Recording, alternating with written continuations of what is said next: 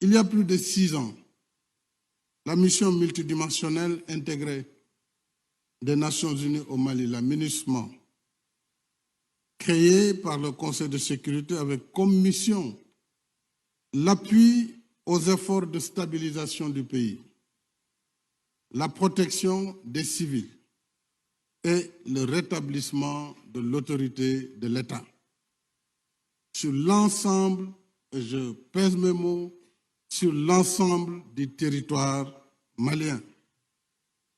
Telle était la lettre de mission de la MINUSMA. D'un effectif de 6 491 éléments à ses débuts, la MINUSMA en compte aujourd'hui 14 400.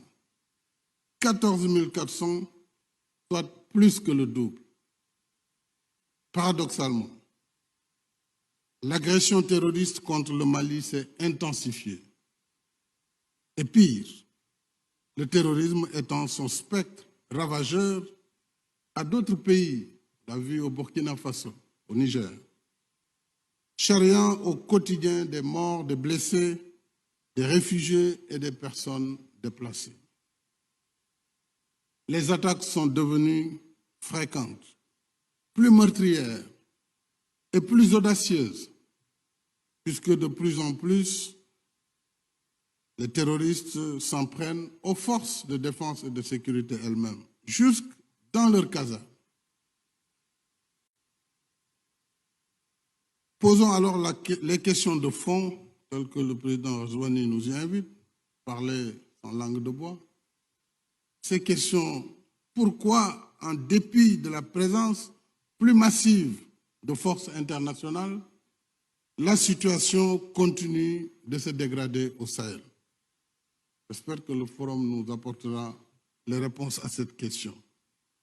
Comment articuler et coordonner les différentes initiatives déployées sur le terrain, on les a listées, de façon à rendre leur action plus cohérente et plus efficace?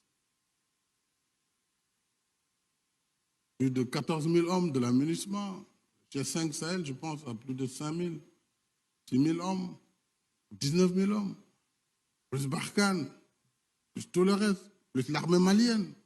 Ce n'est pas moins de 30 000 hommes qui sont sur un théâtre qui est pris en otage par une bande d'individus. Il y a un problème. Pourquoi nous ne sommes pas capables de régler cette affaire? Il y a un problème. Alors, où se situe le problème? C'est ça que nous devons trouver. Articuler l'action, mettre en cohérence tout cela. S'il le faut, on met le tout dans un commandement unique. C'est là où l'ONU doit pouvoir évoluer dans les concepts. Autrement, comme je l'ai déjà dit, je ne veux pas y revenir, il ne s'agit pas de faire le procès de l'ONU. L'ONU, c'est nous-mêmes. Il faut qu'elle accepte de se réformer, de réformer ses procédures. Mais cela n'est pas le fait, je le sais, du secrétariat général, c'est d'abord le fait des États eux-mêmes, et en particulier des membres permanents du Conseil de sécurité. Sur la question du mandat, mais c'est eux qui peuvent bloquer. Si un des 5 n'est pas d'accord, le projet, il est bloqué pour de bon. Et c'est là le problème. Il faut un mandat robuste au Mali. Donc il faut que, ce que la France n'est pas contre. Les États-Unis, maintenant, on m'a dit que la position a bien évolué. Merci si c'est le cas.